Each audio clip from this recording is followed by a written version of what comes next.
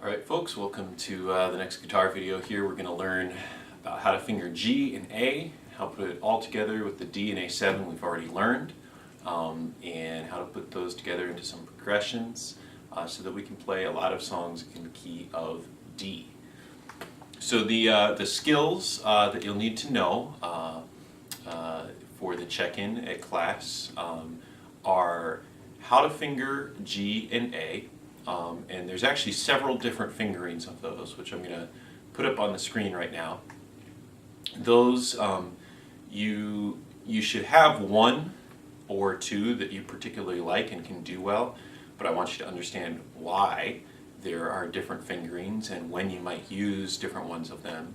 And then you should also be able to, with at least one of those fingerings for each of the chords, do the switches between D and A, D and G, G and A, and then put them together in progressions. The progressions that we're going to do are there on page 14.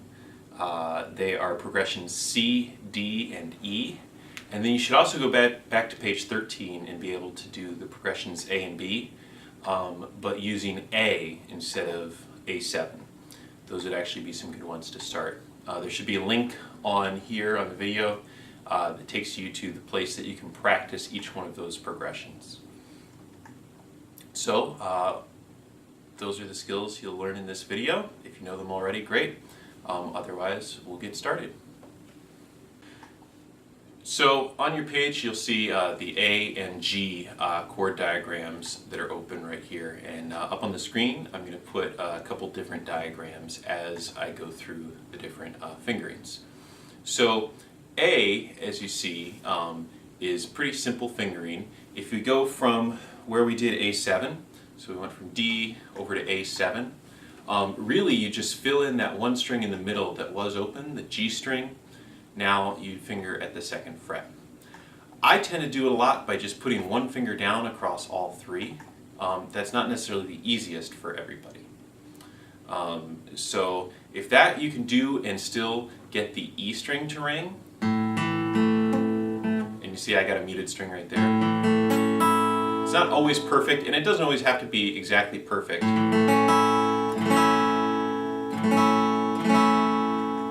But using that one finger, I got them all to ring, including that high E string, which needs to be open. A lot of times that gets muted. If you can do that, that's great. I find it pretty easy to switch back and forth like that. What some people do is kind of a combination between that. If you take your A7 fingering with 1 and 2, and you kind of put your first finger down, so that it definitely gets the G string. It might also get the B string too, but you've already got the B string with your second finger. That's a lot easier for some people. Another option is you can just use 1, 2, and 3 straight across. This is a little difficult for me because I've got bigger fingers. If you've got bigger fingers, that might be hard for you. You're also not going to be able to get real close to the fret, especially with your first finger and somewhat with your second, because in order to fit them all in, especially for me, I have to put them at an angle. But if I can press hard enough, that's fine. Another thing that people do is instead of using 1, 2, and 3, they use 2, 3, and 4.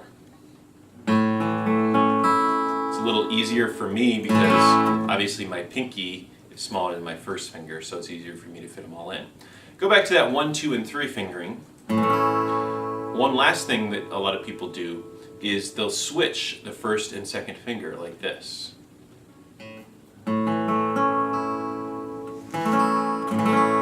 And it's a little easier to fit everything in.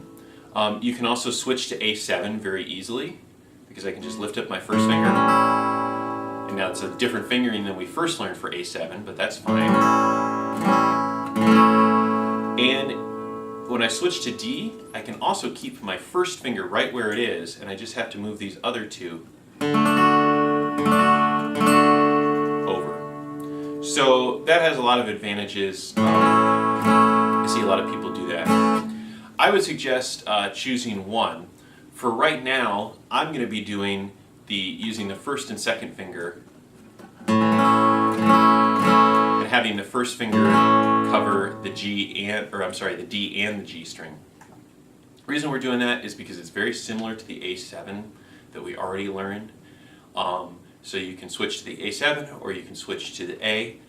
It also gets you started thinking about covering more than one string with one finger, which is a skill that you'll need to develop further down the line, so we might as well start working on it now, where it's a little bit easier to do than once we get into bar chords. So those are all the different fingerings for A. Practice one or two of them until you've really got it so that all or at least most of the strings ring. If you do the one finger across all of them, make sure, I would rather err on the side of you muting the high E string rather than having the B string not sound. The B string has a very important note. It's the third of the chord. Without that, we actually don't know what quality the chord is. So the other chord on the page is G. Now G has a lot less different kinds of fingerings. There's one that we're going to use right now, and one or two others that I'm going to show you just so you know about. If you prefer them, that's great. But we won't spend much time on them. So G has your second finger at the third fret of the low E string. We finally get to play something on that low E string. Your first finger is now going to go one fret back on the second fret and one string over. So second fret of the A string, and then skip all the rest of the strings until you get to the high E string, and that's where your ring finger goes, your third finger on the third fret of the high E string. An open G should sound like this.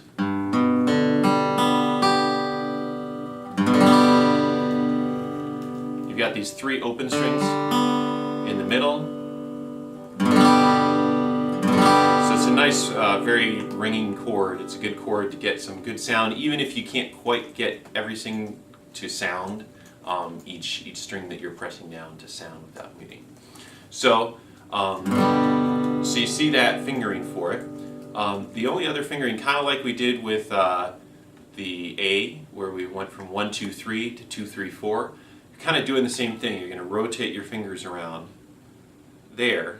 So I've got my third finger now on the low E string, my second finger on the A string, and then my pinky, or fourth finger, on the high E string. That leaves my first finger open to do some other things with it, which later on you may find useful. This is going to be especially useful when we get to switching between G and C.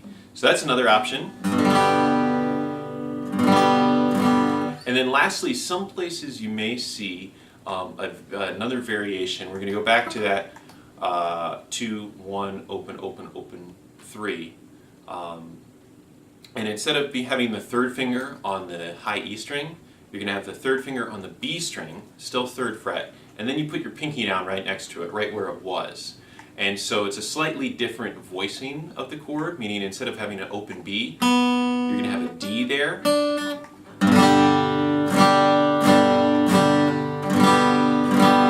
See that just a very slight change in the sound. Same chord, it's all the same notes. You're not adding a new note, you're just doubling a note that was already there. So it has a little bit of a different sound. So those are your fingerings for G. Like I said, we're going to stick with this one for now, or I will. If you like one of those others better, that's fine. You can choose one of those.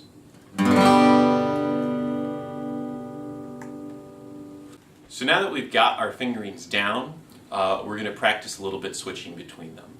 And before we practice those switches, one thing that you should really have in mind is, as you're learning these switches, you eventually want to get to the point where all of your fingers are moving at the same time. It doesn't happen right away, but that's something that you want to strive for, because eventually you don't have time if you're playing a faster song. You don't have time to move one finger at a time. So I'm going to focus a lot in these videos on which fingers can move together and how they're going to do that. Because a lot of times you can move two fingers just like we did from the D to A7. You can move them right next door, and so you don't even have to move their position relative to each other. You can just go right next door, and it'll work a lot better that way. Less for you to think about, less for you to do. So if we're starting on D, first we're going to go D to G. This is actually just progression C on page 14 there. So D to G. There we've got the D. And the G, I'm going to take those first two fingers that we moved when we went to A7, but instead of moving right next door, they've got to go all the way across the fretboard and kind of do this pivot. So see how that works? And they end up at the 3rd fret of the 6th string and the 2nd fret of the 5th string. Now, you still got your ring finger on the 3rd fret there. It just needs to move out one to the high E string. And there's the D to G. So let's just, not in tempo, not with strumming, but here's the D, and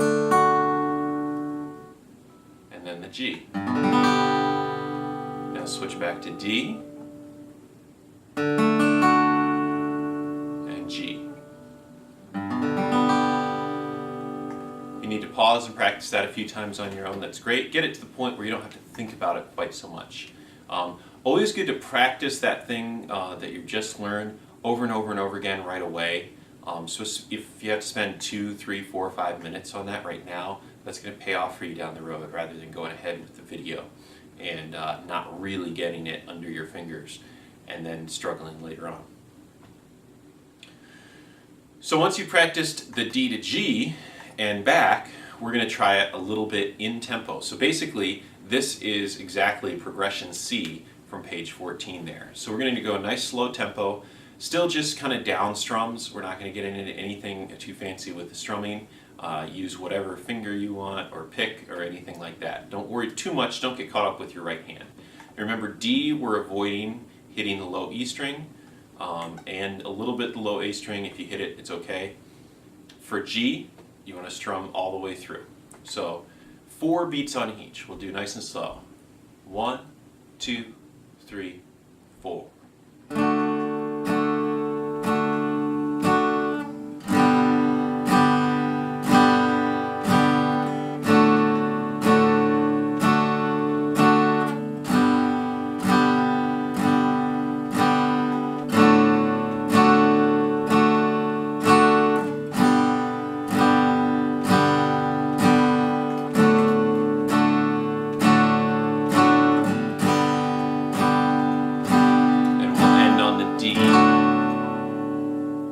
Need to go back and practice that, do that right now. Really just lock that in before you move on.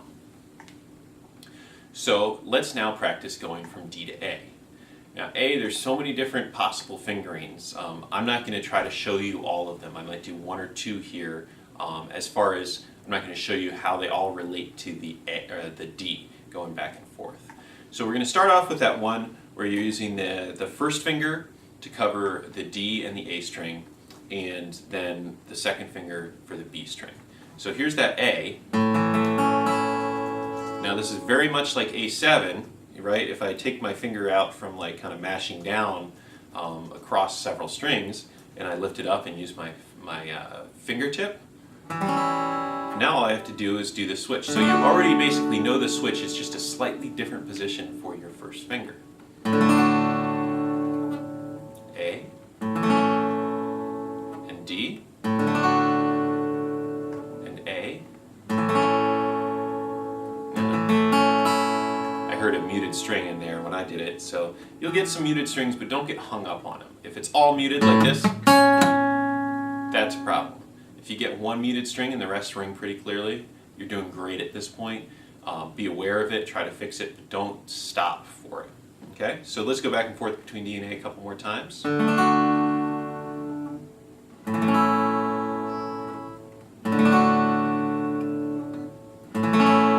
Good. So the other fingering that I'll show you the switch for, which I kind of did when we were just talking about fingerings on their own, was using my second finger, then first finger, then third finger on each of the strings, strings 4, 3, and 2, respectively. This is one that we'll use a lot more later on when we're talking about the key of A, because it allows me to go straight to D, keeping that first finger there, and then I can also really easily go to E. I never have to lift up my first finger. I just have to slide it back 1 fret to go to the E and back up when I go to the A. So if you start off with that fingering on the A, then we're going to go A and And keep that first finger down. Now these other two fingers just kind of pivot along here to the D. And back to the A. Now probably the hard part is having to split the difference over your first finger. They kind of do the splits there. And now back to D. Over to A. Now to D. A. Notice I have to slide my first finger back just a little bit to get that. Alright, so let's practice that D to A in tempo. Whichever fingering you're doing, I would recommend the 1 and 2 fingering that's similar to A7, but whichever one you're comfortable with, one of the ones I showed you or a different one, as long as you're comfortable with it, that's fine. So we're starting on D. So this is actually one of the progressions from page 13. It's progression B, and we're going to just switch back and forth between D and A. 4 beats on each. It is progression B on page 13, but with A substituted for the A7. 1, 2, 3, 4. Switch. Switch. Switch. Switch. Switch. And one more time.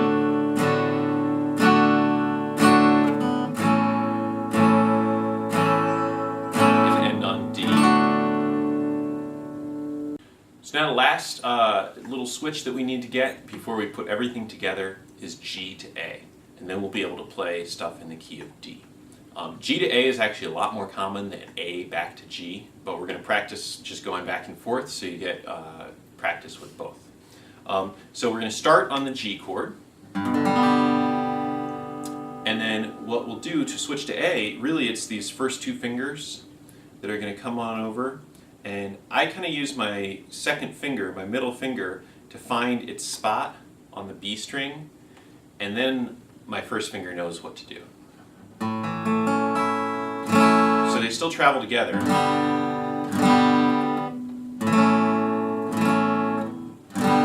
So my first finger really doesn't have to go very far. If you're looking at it, all you got to do is move it over a string and kind of do the mashing down. And then my second finger can go on the B string.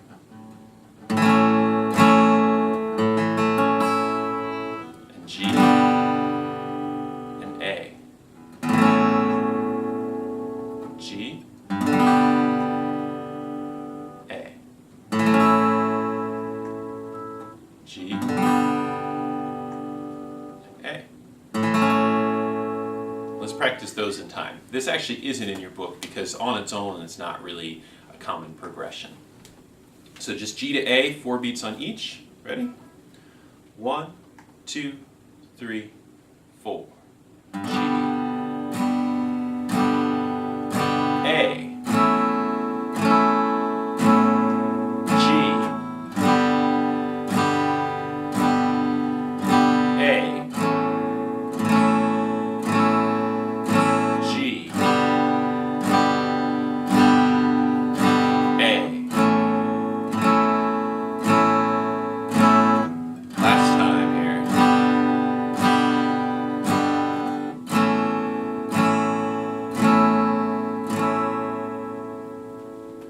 So whatever fingering you're using for the G and the A, work it out for yourself how you're going to get back and forth between those two. Great, so now we practice switching back and forth between D and G, and D and A, and G and A. You ready to move on to the progressions? I'm going to pop the progressions over in the next video, so you can click on the link, get to the next one, and then there will be a menu. So you can practice each progression on your own. You can go straight through the video, or just jump to the one that you want to do. Otherwise, have fun practicing, and I'll see you in class.